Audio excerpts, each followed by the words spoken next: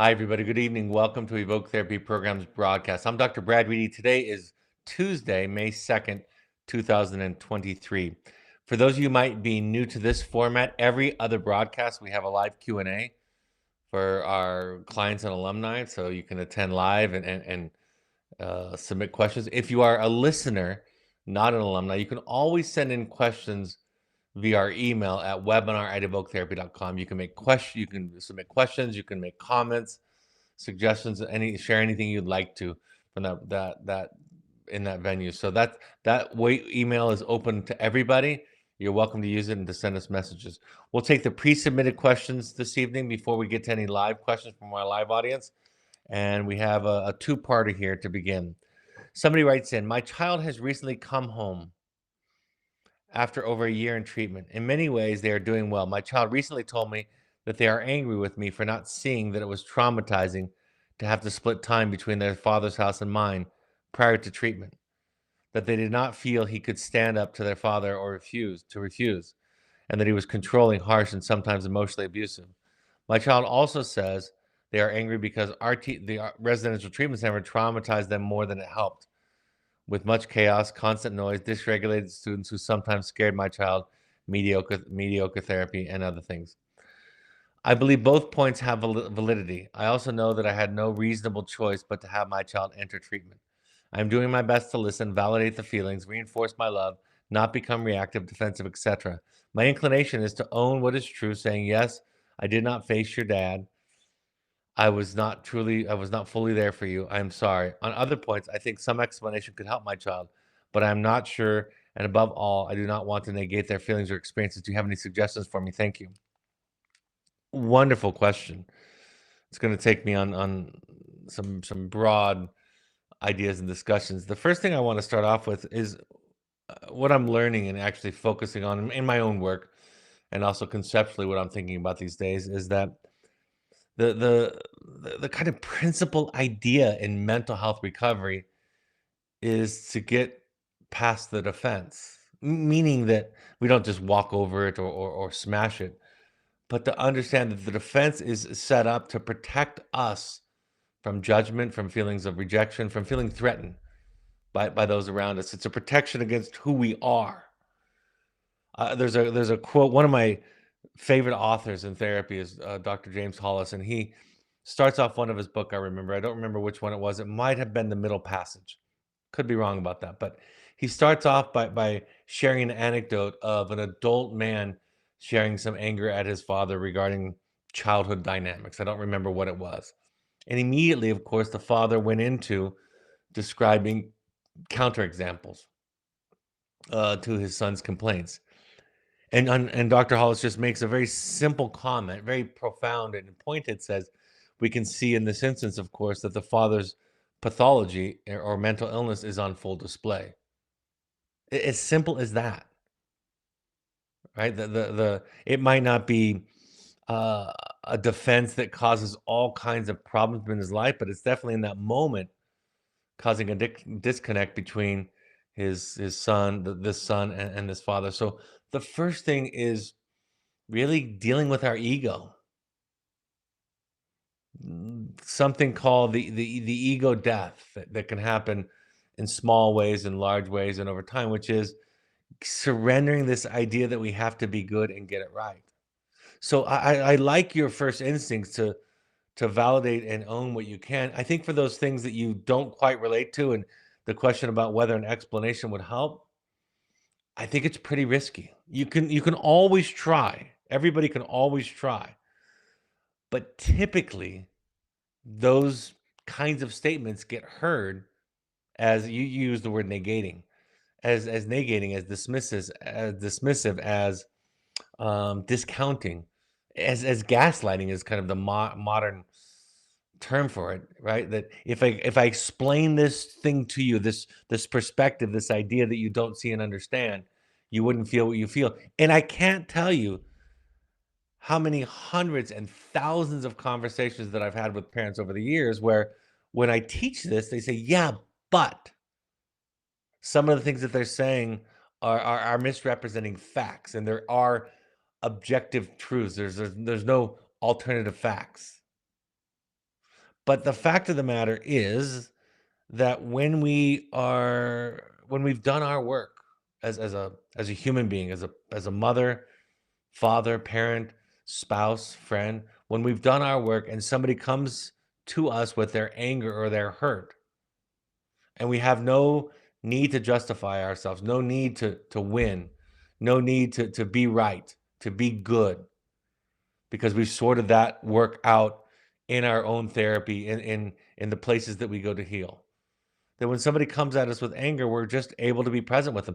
I'm not saying you have to agree and admit to things that you don't believe that are true, but you can be vague about it by saying things like, "I get it. I understand your perspective. I'm hearing where you're coming from. That makes sense. It makes it difficult."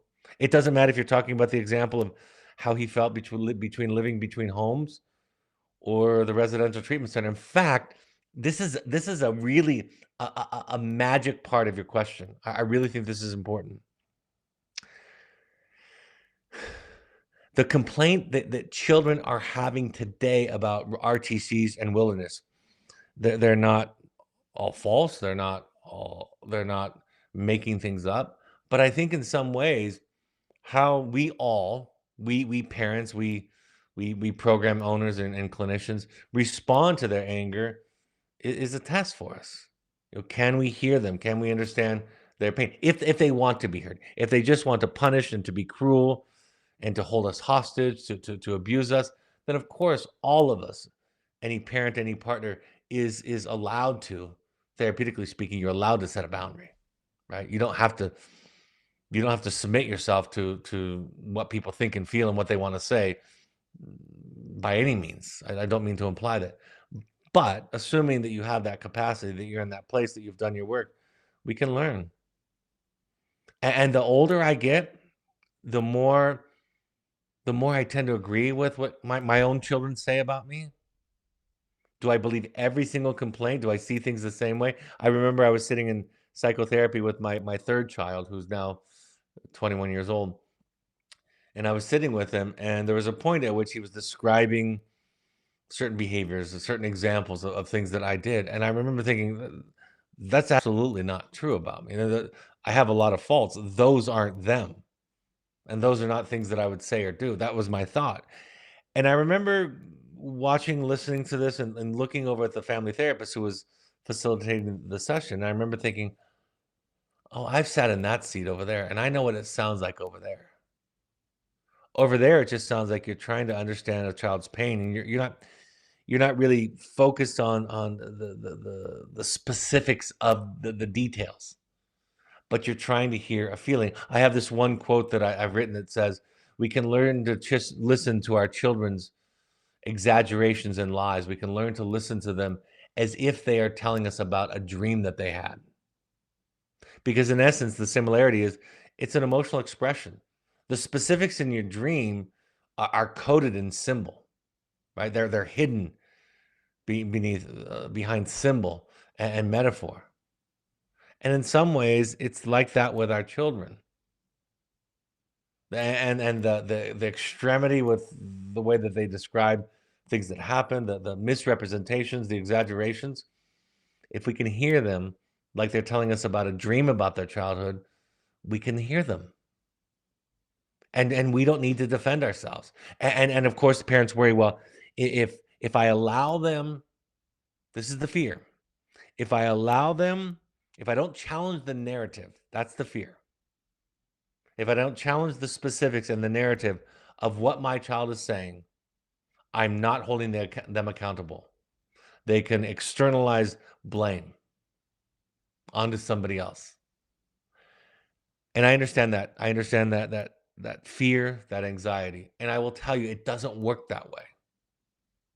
You can still have your boundaries. This example I'm about to share with you, there were a half a dozen updated examples that occurred like this recently in our family. And because I've talked about this, taught this, and told this story so often, my adult daughter, Emma Reedy, who many of you might know because she does coaching and runs our intensives. Um, she made a comment to me acknowledging it. There were situations where I validated somebody's feelings, And they immediately thought that I was acquiescing on the position that I took. The story that I've told historically is when my youngest, when we had our Rottweiler, he was a big teddy bear, but he was also hard to handle at times in terms of he was pretty stubborn. And there was a moment when my youngest, probably she was, I imagine, 8 years old or so, I'm guessing. And she was complaining, she was sad that he wasn't allowed to sit on the couch. He thought he was a lap dog. That's what he thought. And she said to me, "It's just unfair." His name is Coda, was Coda. She said, "It's unfair that Coda can't sit on the couch with the rest of us. Why does he have to sit on the ground and we get to sit on the couch?" Right? It's a child's sense of justice. And I remember saying to her, "That makes sense. It stinks, doesn't it?" Right? Just validating the feeling. And she came back with, "Oh, so he can get up." Because what that showed me, what that mirror moment was, is that if I validated her, I agreed with her. So that suggested to me that I don't do enough validating and holding the boundaries. I remember years ago, I was going to visit a group in the field to do some supervision, and I had been briefed on the group. And there was one student in particular that staff and therapists told me was one of the most, I've heard these kinds of statements many times, but one of the most entitled young men that they had ever worked with. And so I was put on alert, if you will. And at one point, this particular young man came to me and said, "Can I have a short discussion with you?" And I said, "Of course." And he sat down in front of me and said, "I understand that you run this place." And I said, "With a couple of other people, yeah, I have something to do with the leadership here." And he said, "I have a couple of requests." And I said, "Shoot." He said, "I would like to have M&Ms instead of, I would like to have Skittles in my trail mix instead of M&Ms." I said, "Okay, I hear that one." And then he made a couple of other requests, maybe an alternative meat for the 2 nights a week that we have fresh meat and food. And he made a couple of requests, and I said, "I hear these." And then he said, "Thanks for listening," and he walked away. That was the most entitled person that somebody had worked with. But what you see, what this story illustrates is that he had been immersed for some weeks in a program where people both validated his feelings, listened to him, but also held clear boundaries with him. And he started to understand that those two continuums operate on a different plane. They're not the same thing. So, what I can tell you as a father, as a therapist, having worked in this field for more than 27 years, being a parent educator, writing parenting books, what I can tell you is the way you teach accountability is by modeling it. The way you teach listening is by modeling it. And you can hold somebody accountable and still validate their feelings, their experience of you, because that's really what people are sharing is their experience. The facts that they share are in support of the feeling. If I came home, if you were my partner, if we were married, and I came home to you complaining about my boss and just said, "I was in a meeting today and my boss didn't want to hear what I had to say and was, you know, moved in a different direction." It could be easy, and it's very common for someone in that scenario to say, "Well, maybe she didn't hear you. Maybe she heard you and just didn't agree. Maybe you misinterpreted," right? So what do I do? This is what the human nature is in this example, is I don't come home and say, "My boss didn't listen to me and she changed the subject." I say, "My boss is the worst. She never listens to me. For the I don't know how many times to tell you, she dismissed me in a meeting, interrupted me, moved on." And the reason I exaggerate the details of it is because I want to be validated and heard. So you don't have to be right. Are there times to explain to somebody a certain situation? Of course, that can be helpful. But I will tell you that you, as the parent in this example, have a dog in the fight. You have ulterior motives, and you've got to grapple with those. And so you can try it and see how it goes. My expectation is it will go down the road that you and I predicted it'll probably go down, which is the child will feel not heard. Or you can say, "Here's where I'm accountable, and overall, I totally get your experience. I'm glad you're telling me. And it could have been a mistake. And I'm sorry you're hurt. I'm sorry what I did hurt you. You can talk about it in those terms without validating the facts and acquiescing or compromising your boundaries, your stance, your position in a certain area. You can still hold people accountable. The wise people that have modeled this for us in history, this is what they do. The more confident that they are, this is the secret. The more confident they are at a core and fundamental level, the more they are willing to listen to other people's complaints about them and not to debate the facts or the details of the narrative. The more they're able to say, I can get out of my shoes and get into yours. I can see the world through your eyes.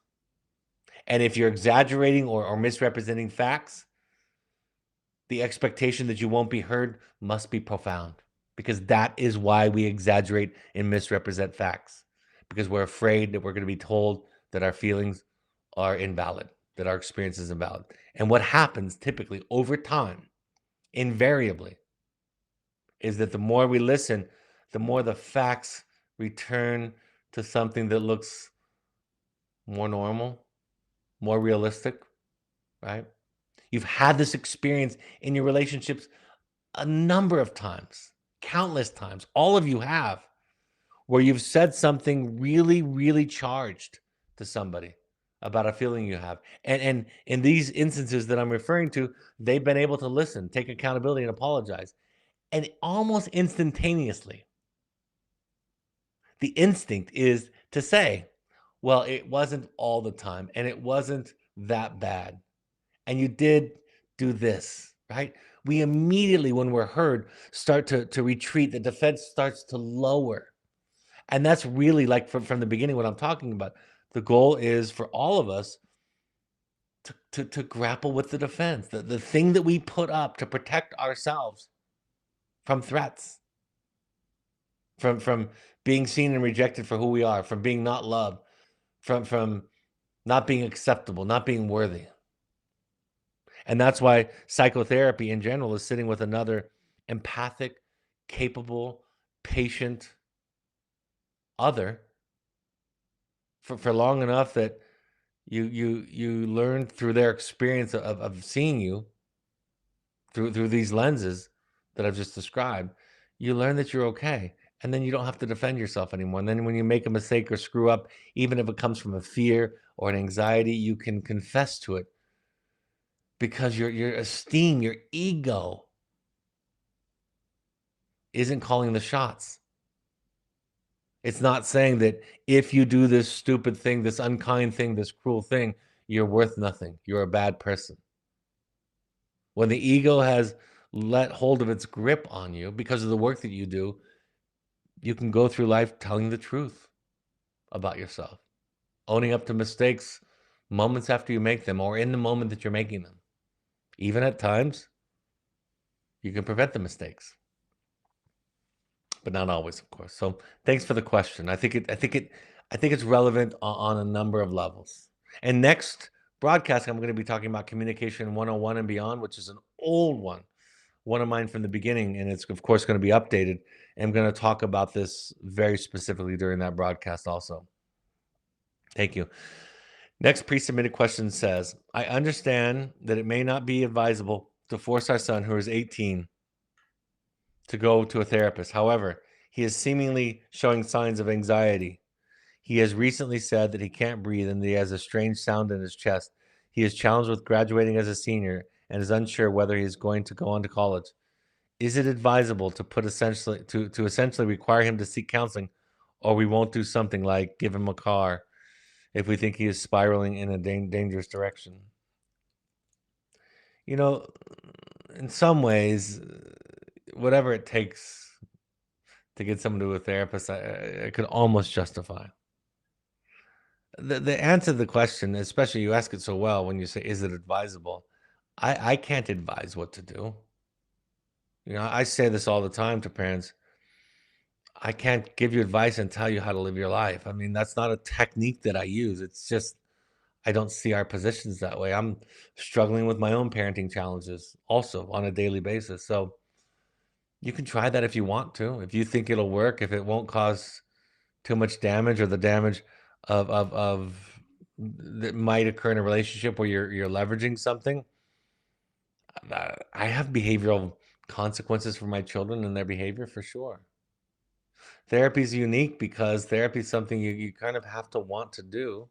It's super hard, super difficult, and therefore, um, entering into it as a demand or a requirement because you've been leveraged could put you a step behind, but also it could get you started and it could open up and it could change your life. And so, who am I to say what to do? It's not crazy.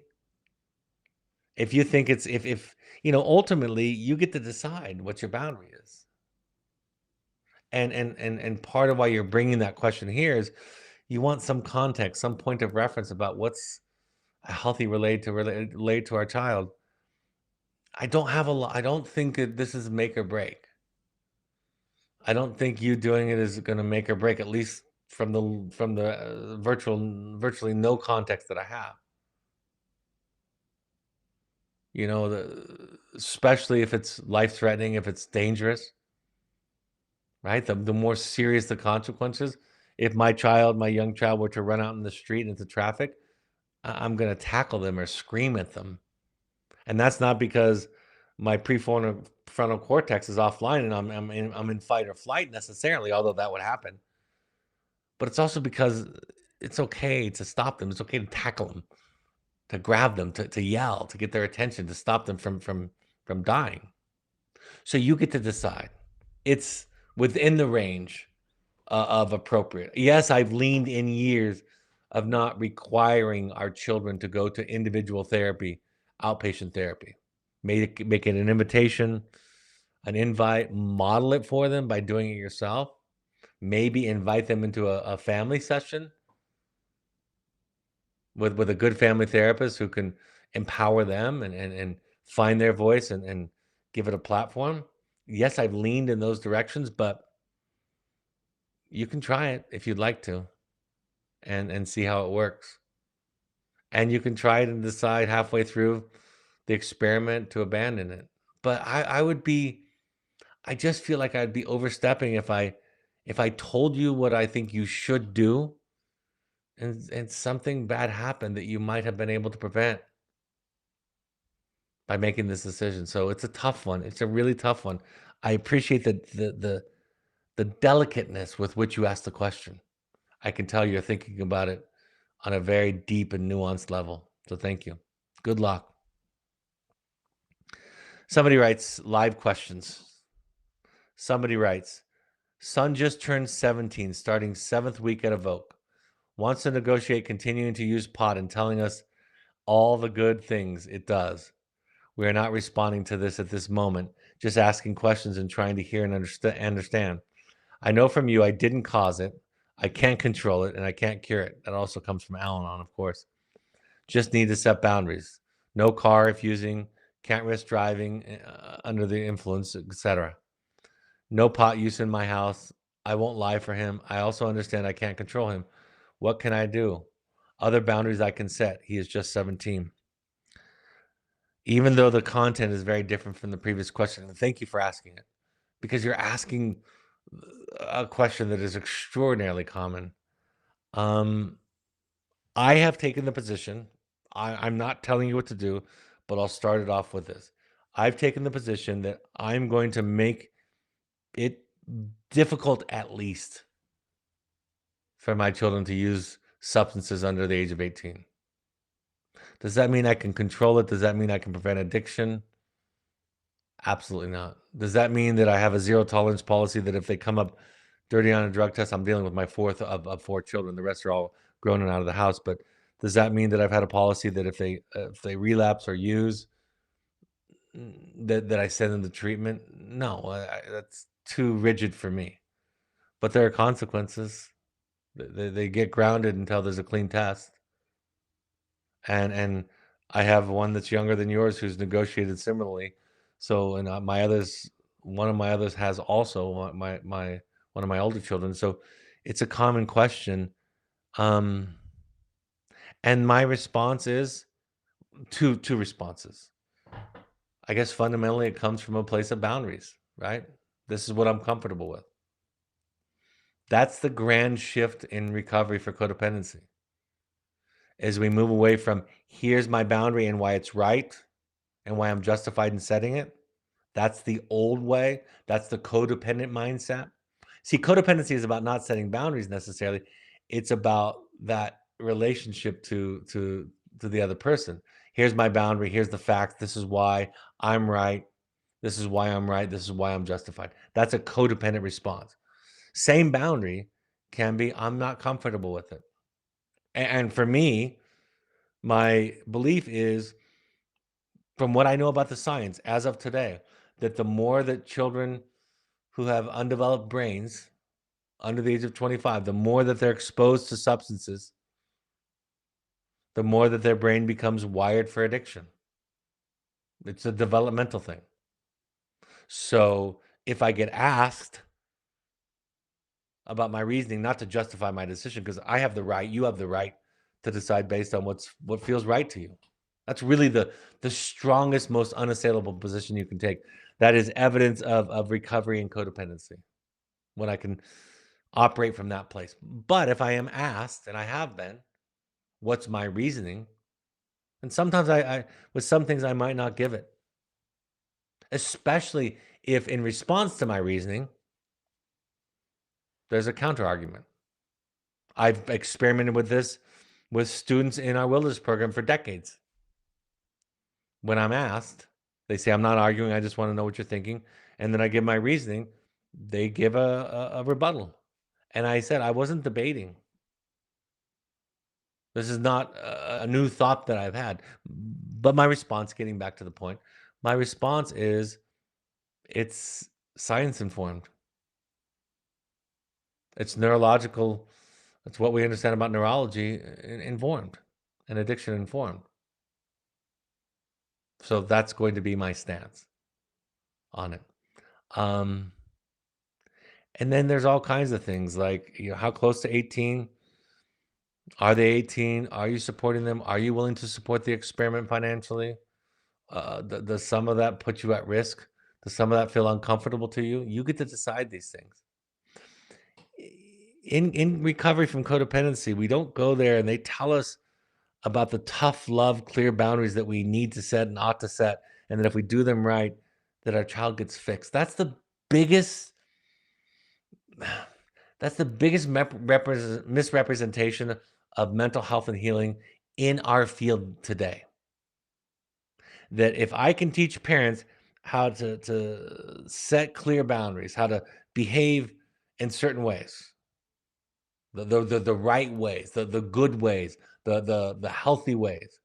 If I can tell you how to do that, that will then in turn fix your kid. That thinking that I just described is actually the disease, not the cure. So in codependency recovery, we say, here's my position. I will listen. There's some things that are up for negotiation. There's some things that are not. No is a complete sentence in recovery, they say. And at the end of the day, I get to decide. And I'm not going to debate. I'm not going to justify my position. I'm not going to explain myself. Not because I'm defensive or angry or it doesn't stand up, but because I don't have to. And what we're modeling to our children on a really important fundamental level is they won't have to negotiate boundaries with their partner, with their children, with their friends, with their circle of people in their life. They won't end up in abusive relationships where they get talked into staying because if they leave, they're being unloving and uncaring and too rigid and too unforgiving, right? We're teaching them that it's okay to just have a boundary. So it's complex, it's nuanced. How do you maintain a relationship? What boundaries do you need to set for yourself? You can't control them, you can't fix them. So you've almost got to, like you said in your question, you've got to kind of remove those ideas from the equation as you decide. But for so many people listening to me right now, they'll say, I don't know how to make the decision unless it's that. And my response is, yeah, I understand. This is so the work that we do at Evoke is such a big transformational kind of work that the old game that you're playing doesn't work anymore. We can't teach you how to win it because it doesn't work anymore. As I've said to people, you you don't have any cards to play in that old game anymore. So for me, it's maintaining relationship, understanding them, healing myself, getting clear about myself, setting clear boundaries, which isn't about strict boundaries, it's about where they come from self-care, from self-respect, not from trying to control other people. And that's the work. So I'm sure as disappointing as it might be, and maybe you expected this, you sound like you're a regular listener. I can't tell you what to do, but I can if you were my client, we could grapple with this together until you figure out what feels right for you. And then you go out and experiment, and then you come back and tell me how that went for you, for them, for the outcome that you wanted. And that's another thing is outcomes. What's the outcome? For me, the outcome of boundaries is I feel better. I feel better about the relationship. I don't feel resentful. I'm not being triggered by behaviors and situations that are overwhelming for me, and I can set boundaries in this area. It's very difficult, very nuanced. It's even hard for me to describe it because the old Brad, the Brad that you would have had when I first started these podcasts, was some of this would have been in there, of course, but there still would have been a tinge of, I would have said to you, hold the boundary in essence. And I would have given you permission to set the boundary more emphatically instead of taking you through this complex, difficult human process that I just did. Thank you for the question. Next question comes in. I understand that personality disorders are not diagnosed until the person is 18. Is it possible to go over certain behaviors that would infer someone has a personality disorder? It seems that there's a lot of overlap in symptoms with impulsivity and emotion regulation issues and oppositional defiant disorder. At what point is a personality disorder and how serious treatable is a personality disorder? Great question. And you've got the science and the specifics of it down. You're right. 18 is an arbitrary age, right? It's the age that we've come up with. We've drawn the line there. And what we're saying is that certain patterns, first of all, we're waiting for development to critical stages of development to be realized. 18 is probably too young. 25 is probably more realistic. That's when the vast majority of brain development in the vast majority of populations is starts to look like an adult brain. So it's arbitrary.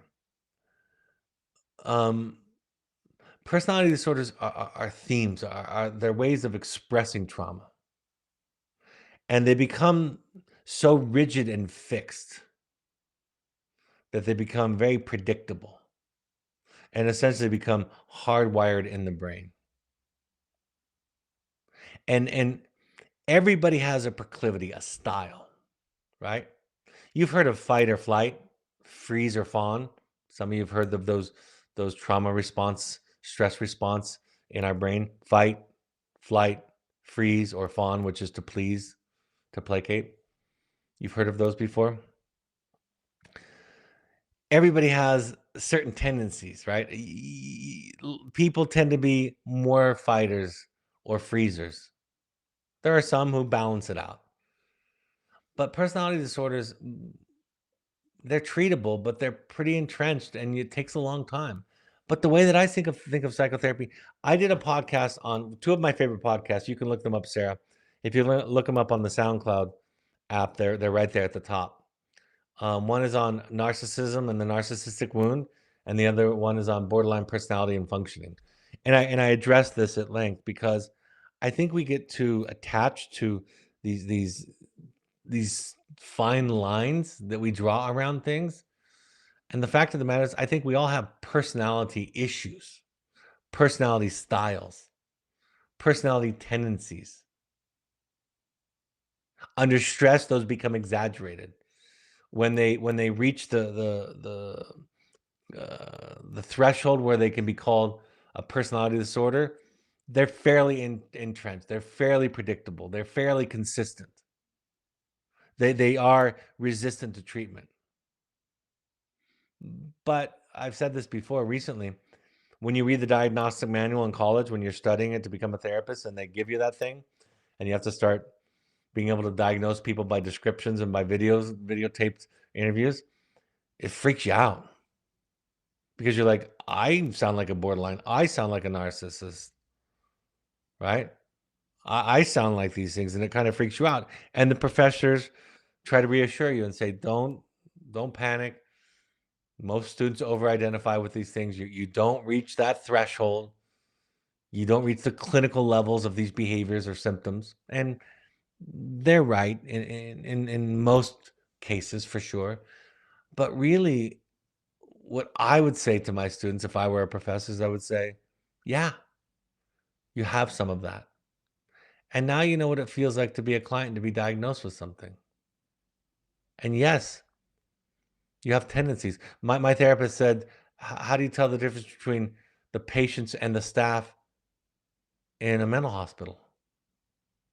And she teases and says, "You can tell the difference between the two of them because the staff have keys." The more work you do, you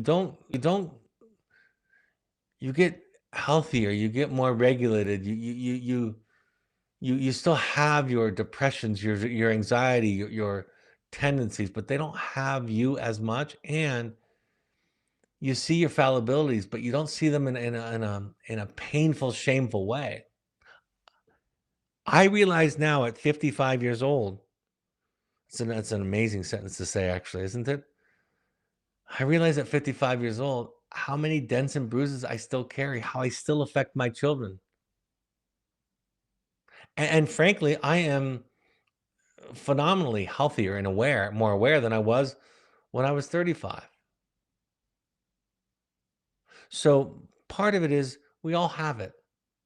If it reaches the threshold where it can be diagnosed as a disorder, and yes, we will sometimes talk about borderline traits or personality disorder traits or, you know, conduct disorder or oppositional defiant disorder can develop or evolve into conduct disorder, can develop or evolve into antisocial personality disorder, which gets diagnosed after 18.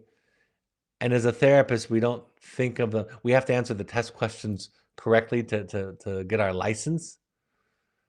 But the more experienced we are, we don't think of things that precisely.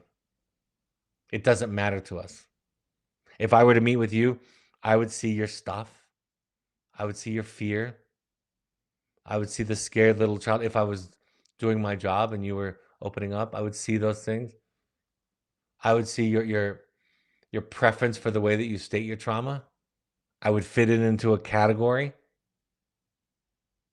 that I could use for shorthand in my note taking and in my submission to insurance companies or consulting with a colleague.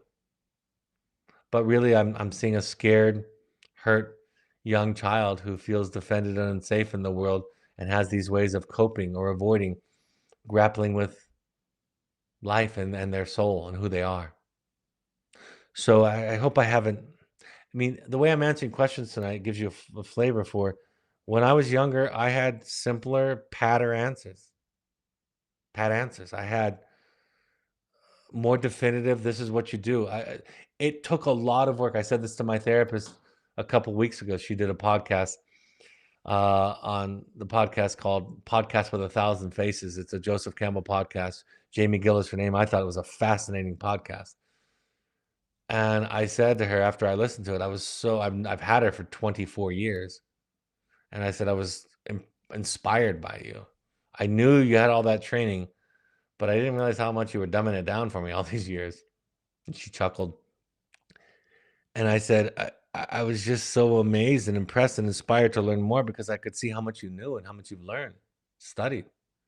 And she's very sheepish about it. And teased me about it, and she said at one point, she said, I don't know anything.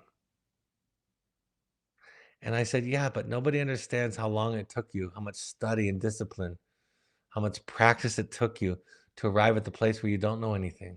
Nobody understands that. And she nodded and she says, you're right. So if you listen to my podcast 15 years ago, I think I sounded like I knew more, at least on the surface, superficially, simply, straightforward. And I think for some new clients listening or some new listeners listening to the podcast, they might like that version of Brad Reedy better because he had the world figured out, which is, by the way, part of we call it it's a borderline trait, right? Reducing the world into black and white, either or kind of descriptions and context to make sense out of an overwhelming world. And now I have less figured out, but I have more figured out about this. I'm pointing to my chest. I have more figured out about this, about who I am, about what I need, about how to show up than I did then. And I'm also much, much, much more capable of seeing my faults. Again, not because I feel more guilt, but because I feel less guilt and shame. That's the great mystery. When you get rid of the guilt and shame, you can see yourself more clearly because the guilt and the shame prevent yourself from seeing yourself. So, told you it would take me on some broad and wide topics. Sarah has shared the clips for the live audience for the two broadcasts that I mentioned. The episodes are episode 320 and 322. One is on narcissism and the narcissistic wound, and one is on borderline thinking and functioning. Those are good ways to start to think about diagnosis and functioning, and that we're more alike. We have more in common with people that struggle with mental illness on an overt clinical level than we want to believe that we do. All right, next question. I believe I have developed a self around protecting myself during childhood. My defensiveness stems from protecting this false self.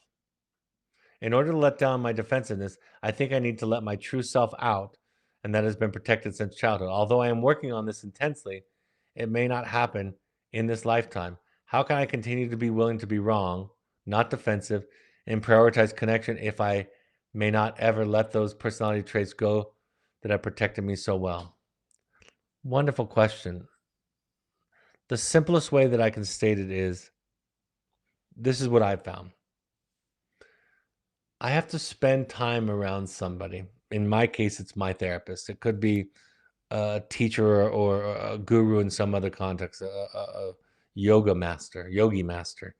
It could be a clergy member for you, a wise clergy member. It could be a mentor in some other context, or somebody at a 12-step group, like a sponsor or the group themselves. Here's the mystery. We know how we're wounded, and we're healed in the same way, and that's in relationship to somebody. So you spend time with an empathic, capable, non-judgmental, non-anxious, non-controlling, patient, I said that already, but it deserves saying again, other. And you spend enough time that you begin to see yourself through their eyes, and you realize that what you think about yourself, how you feel about yourself, is contrived. It comes from a context. You've internalized a culture, a peer group, a community, a family system, parents, right? All of those, as James Hollis refers to the people that we internalize, the big people around us. He says it's a way of just describing this generic other, this authority figure. See, our parents were worried about. In fact, I could stop the sentence there. Our parents were worried about, because that's the thing. It's fear. Our parents were worried. They loved us. They did the best they could to try to teach us and raise us in the ways that they were told and taught were the right ways to raise children, no matter how crazy it was. And that wounded us. And we knew nothing else. And we grew up in the context of a greater culture, a greater zeitgeist, a greater time where all of that seeped into us. And now we think that that's our personality and that's who we are. That's not the way we think of the individual psychology of a human being, right? It's not who you are. Who you are was who you were before all of that conditioning happened, before all that context had its way with you, before you were told who you were supposed to be, before you internalized the fears and the judgments. And so that inner voice that you have, that critical, fearful inner voice, that defensive inner voice, you heal that in the same way that it was created, by spending time with somebody who's different.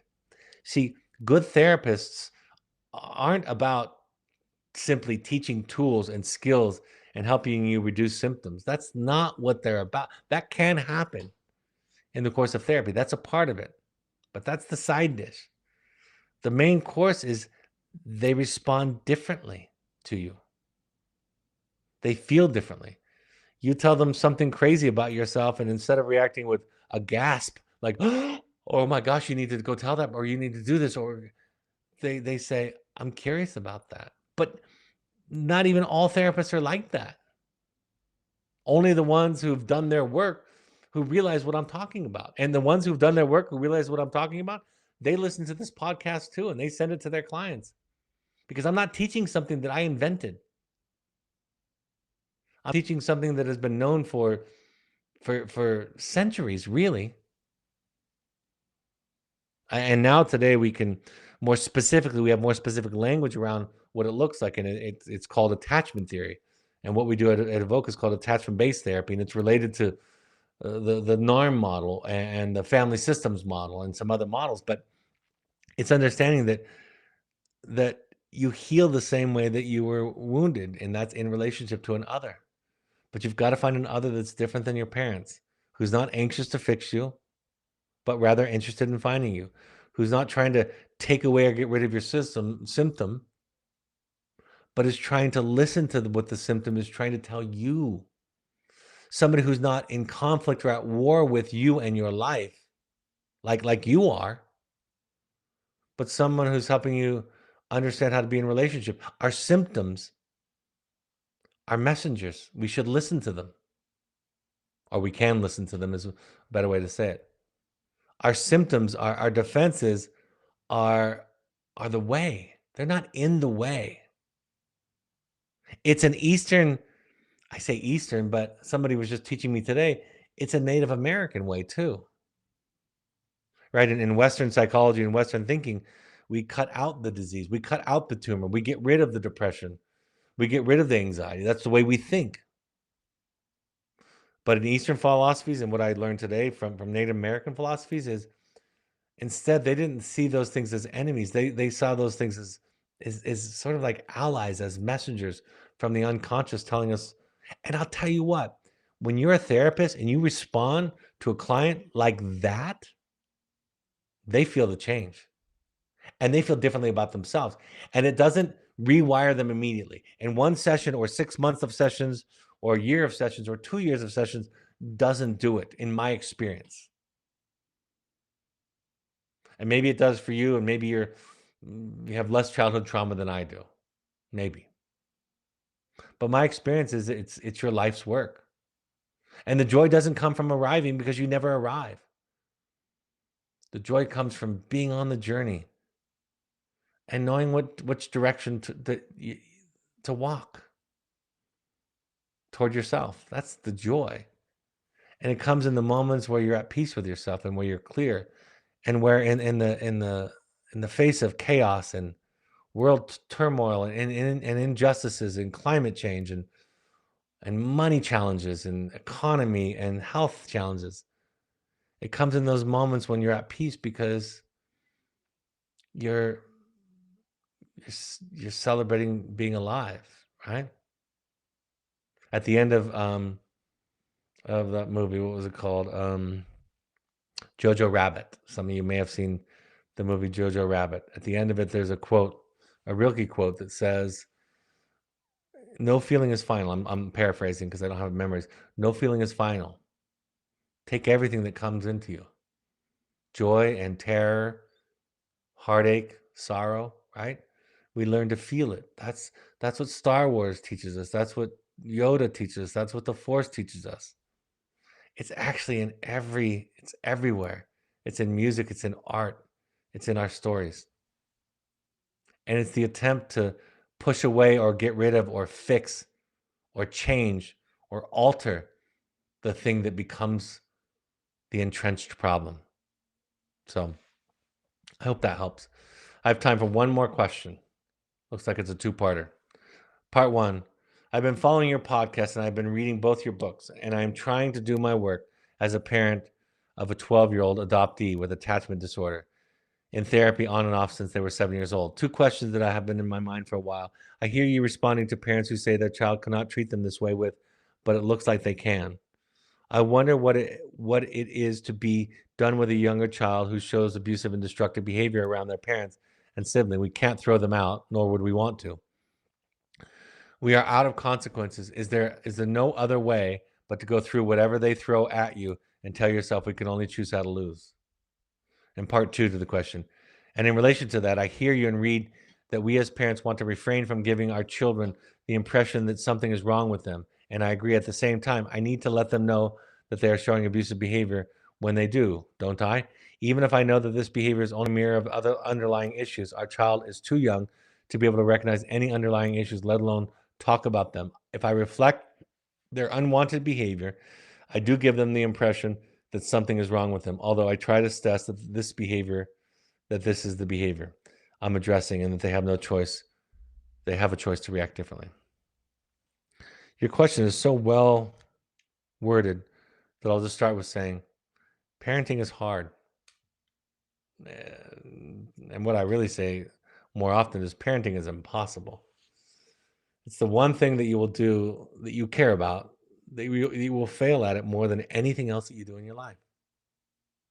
You'll come up short, you'll lose your temper. The only counter to that idea that you'll fail more than you in anything else is if you're in denial. If you're too defensive, then you'll imagine that you don't fail very often. So that's my first thought. It's really, really, really hard. There are ways to teach children what's acceptable and not acceptable behavior. And the goal is not to become all capable and all tolerant of everything. The goal is for you to be you. And that means sometimes you can listen to a whole lot, and sometimes you can't listen to anything. And you have your boundaries. And I don't know what to tell you in terms of the escalating conflict that can occur with a child who's dysregulated and what that might look like, because you're right, we don't want to throw them away. But I've experienced that you can teach young children some of these things, not intellectually or academically, but you can teach them by the way that you are with them. I can think of dozens of examples when my children were young where I was parenting them different than the other people around me, where they were allowed to be angry and sad and tell me about it without me gaslighting them. They were allowed to be frustrated that I had to go on a work trip without me trying to talk them out of it and tell them that I have to do it. They were allowed to be sad. I remember there's stories where my daughter was with a friend, my youngest was with a friend, and her friend got in trouble for being sad. So I don't know what specific boundaries in every situation to give you. I don't have that information. Um, but you can teach. It's not that you're teaching them something is wrong with them. I remember when I was leaving the field for my last time, I was working with the boys and I was turning them over. I was filling in for somebody's sabbatical. And I'd worked in the field for 15, 16 years out in the wilderness. But I was now doing intensive work and doing some of our outreach and our marketing and the teaching that I do. And I remember saying to the boys, I know you've screwed up. I mean, tears came out when I said this. This was my last goodbye. I said, I know you've screwed up. You've made lots of mistakes, as have I. In fact, I've made more than you just by virtue of the fact that I've been alive longer, and I'm kind of prone to making mistakes too. The same ones over and over again until I learn for sure the lesson. But I said, but nothing's wrong with you. It's just not working. And that deserves attention. You have dents and bruises and it deserves attention. And your young children have anger and sadness and rage and fear, and it deserves attention. And yes, you can set a boundary with a child or with an adult for that matter, and they can say, I feel shamed. That's not the same as shaming. There's a difference between shaming somebody and somebody feeling shamed. There's a difference between loving somebody and somebody feeling loved. And everybody that's listening to me knows that that's true. You know, you can't make somebody feel loved, but you can love them. So, what is your work in those equations? Your work is to understand if you're trying to shame people, if you're trying to control them with fear or guilt or shame, or if you're setting a boundary. But at the end of the day, mom and dad, at the end of the day, if all goes well, at the end of the day, your child is going to be sitting with a therapist like me someday in their 20s or 30s or 40s or 50s, maybe older, and they're going to be talking about the ways that you hurt them, the ways that you came up short, the ways that they didn't feel seen by you, felt like you overemphasized accomplishments and grades in school and not what was going on in their emotional life, the way that your wounds and your trauma bled onto them, the ways in which you were defensive. And I'm going to sit there and I'm going to listen to them and I'm going to tell them, I hear you. I'm sorry. I believe you. And they're going to have to come to terms with those things. So I'm not saying that we don't try, because I love my children as much as I can love anybody. However much that is, that's the most I can love. And I work on this stuff every day, and I fail at it every day. And there are days when I can listen to a whole lot, and there are days when I can't listen to much. But I wake back up. I don't go anywhere. I keep trying. I keep going back to therapy. I keep going back to myself. And I try to surround myself with people who are on the same journey. And the journey I'm talking about is the journey of the discovery of self, of your issues, of who you are, not how to fix or manage anybody else. So you have real challenges that I can't fix. And I'm sorry. And it's hard and it's impossible. And there's no way to win. You're right. Choosing how to lose is not a surrender or a giving up in a sense. It's freeing yourself of the misunderstood notion that you can come out of it on top. The irony is, and my 4 children would tell you this, they would be able to tell you a lot of my flaws. There's no doubt about that. They tell me. So I know they could tell you. But they would also tell you that the old guy's trying, and he's lovable and sweet, and he's intense and exacting and demanding and perfectionistic and impatient sometimes. But he's good enough to hang around, and he's willing to look at himself. And that's all I can hope for. That's all I can hope for you. Thanks for your questions. If there are any left over, I can take them next time. You can get your cameras out on your phone if you want to click on the QR, point it toward the QR code on any of these slides to get the respective websites. My 2 books, The Journey of the Heroic Parent and The Audacity to Be You, are available on Amazon and Audible. If you want to do a deep dive in your own work, if you want to make it a springboard into your work because you don't know what your work is, or if you've been in therapy and you want to accelerate your therapy, which was my experience, Finding You is that option that we offer. I cannot think of a better investment in your life and in your child's life and in your marriage than you coming to an individual program and Finding You. Finding You, our next available option is May 17th through 21. It will sell out. It's getting close, so it will sell out May 17th through 21st. We also have an online option that's half the time, about a third of the cost, and you don't have to travel. May 19th through 21st is that online option. We have a returning to you. If you've been to a Finding You, You can come to a returning to you. Even if you've been to a returning to you, you can come back to a returning to you to reconnect to your work. October 11th through 15th is the next offering. I'm going to be doing a Finding You weekend in the UK, outside of about an hour and a half outside of London. There may be a spot left. If not, you can get on the waiting list. June 23rd to 25th is that offering. We have custom Finding Connection options for couples and Finding Family for families. So if you want to come as a couple or as a family, contact intensives@evoketherapy.com to learn about our customized family and couples intensives. We have support groups for current and alumni families. The next offering for that is May 4th. That's Thursday at 6:30 p.m. for our current and alumni wilderness families. Once a month, we have an alumni only meeting for our wilderness families. That's May 23rd at 6:30 p.m. is your next offering. And then once a month, we have an intensive support group. May 9th at 6 p.m. Mountain Time is that next offering. Contact Sarah D at evoketherapy.com for more information, or go to our website at Family Involvement to find out more about those. If you want to coach, individual coach, family coach, couples coach, transitioning home, learning about the work that we're doing, these are the therapists that we have that have been trained in the attachment model that I talk about. Contact coaching@evoketherapy.com. It's one of our fastest growing services, actually, because people are more comfortable doing things virtually now. We ask all current parents to try 6 12-step support groups, any combination, 6 of any combination. The ones that we recommend are alanon.org, coda.org, familiesanonymous.org, or adultchildren.org.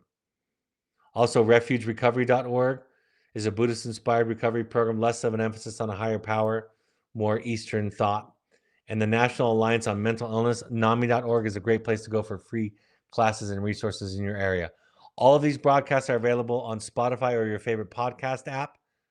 Just go to the place where you listen to podcasts and search Finding You, an Evoke Therapy podcast. Like and subscribe there, and you'll be notified anytime a new episode drops. And these broadcasts usually drop the next day, sometime mid-morning. You can also go to Evoke's YouTube channel and watch the video broadcast with the slides. You can watch them rebroadcast on Evoke's YouTube channel. You can find Evoke Therapy programs and me, Dr. Brad Reedy, on Twitter and Instagram using the handles @Evoke Therapy and @Dr. Brad Reedy, respectively. And you can find Evoke Intensives on Instagram using the handle @Evoke Therapy Intensives. On Facebook, you can find us by searching Evoke Therapy Programs or Evoke Therapy Intensives. And of course, the Evoke Therapy blog has new content each week. If you would like to donate to people who can't afford treatment or therapy, if that's something that's in your heart, the 3 charitable partners that we work with are choosementalhealth.org, sky'sthelimitfund.org, and evokefamilyfoundation.org. You can earmark those for a certain population, certain issue, or even a certain program, of course. My next broadcast will be a week from today, May 9th at 6:30 p.m. Mountain Time. I'll be talking about communication skills 101 and beyond. I'm excited to go back and do one of my earliest broadcasts and update that. I'm going to be actually in Portland this week, speaking at the Parker Bounds Foundation, which is a program in the Northwest that supports people that can't afford therapy. So if you're interested to that, you can go to their website, you can go to their social media page, you can go to my social media page and see the posts that I've made there. You can donate, enter into some of the raffles or drawings that are there. And if you're in the Portland area, I'd love to see you. I'll be there Thursday evening and be doing a book signing and a meet and greet beforehand. All right, folks, thank you for joining me. I hope this is a helpful point of contact. Thanks for bringing your questions. Like I said, I'll answer any ones that I didn't get to on the next Q&A. And for and on behalf of the people that you love and the people that love you, thank you for showing up to these and being willing to look at yourself and do your work. Have a great evening, and I'll talk to you next week. Take care. Bye-bye.